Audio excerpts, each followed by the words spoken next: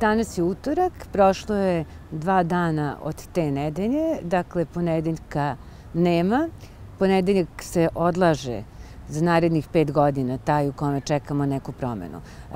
Ovog dana još uvek nisam uspela da shvatim šta znači ona rečenica ko zna zašto je to dobro. Još uvek ne znam zašto je to dobro, a nadam se da ću naredne godine razumeti.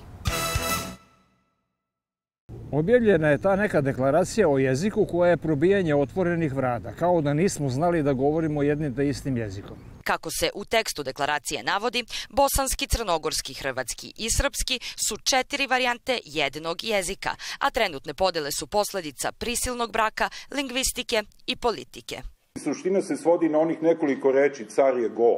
Dakle, svi znamo o čemu se radi, ali iz različitih razloga, iz različitih motivacija koje su često politički motivisane, odlučujemo da pristanemo na jednu realnost koja ne odgovara elementarnoj logici. Naime, radi se o 6 jezika se radi. O srpskom, hrvatskom, bosanskom, hercegovačkom, crnskom i gorskom jeziku.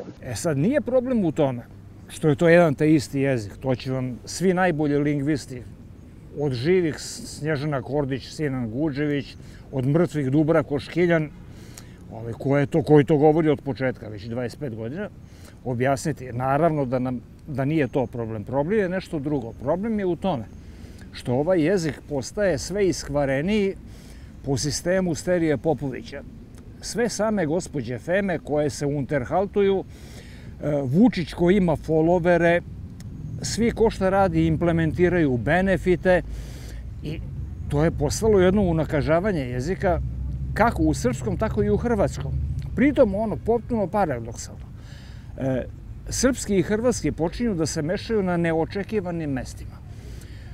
Poslanici u srbijanskom parlamentu govore o spočitavanju. Zastupnici u Hrvatskom saboru govore o ispoštovavanju. Znači, kod njih je ušao zemunski dijalekt. Prema tome treba voditi računa o jeziku kao takvom, a ne o tome kako se zove ili se ne zove.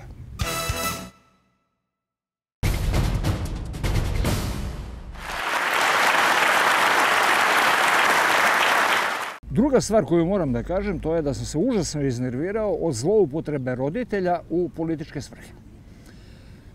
Ja mog tatu i mamu da dovedem kod Milomira Marića, pa to je kao da bi ih odveo da slave 50 godina braka u kupleraju. Na pamet mi ne bi palo.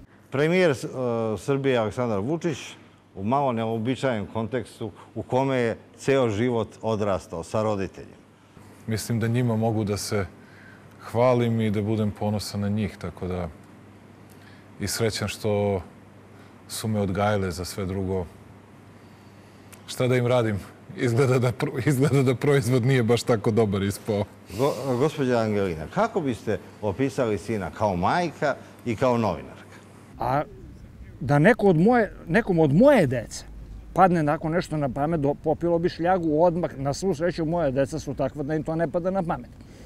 Ja razumem gospodina Vučića koji je uradio sve i uradio više nego sve za tih 26 sati radnog dana. A dovodi tatu i mamu kod Milomira Marića. Ljudi, to je dovesti tatu i mamu u kupleraj.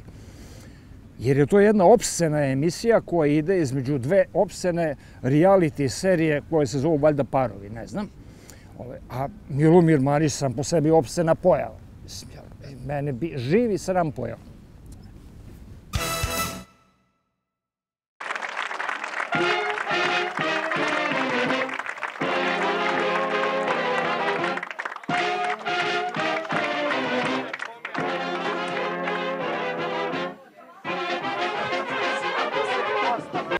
I šta još moram da kažem? Da sam presrećan što su ovi predsjednički izbori završili u prvom krugu. Zamislite još 15 dana ove gnjavaže i cirkusa, pa ja ne znam da li bih izdržao. I u tom smislu vrlo dobro, ja čestitam i sve u redu. Ono što nas čeka to je narednih 5 godina. Tih 5 godina će biti neverovatno zanimljivih i ne dao vam Bog da ih doživite. Ja sam zahvalan državi Srbiji. Oni su bili prvi put, čini mi se, ponosni na mene kada sam dobio stipendiju. Nikakvih veza mi nikada nismo imali. Nikada. Čekajte, daj da pomognem mu. Dajte joj vodu. Sinate, dobro? Dajte lekara samo. Vrat samo, vrat. Čekaj, samo ga položi. Samo ga položite, dete. Položite, dete. Samo položite da legne. Polako, razmaknite se tim vodom. Samo pomozite. Prekini prenos, bre.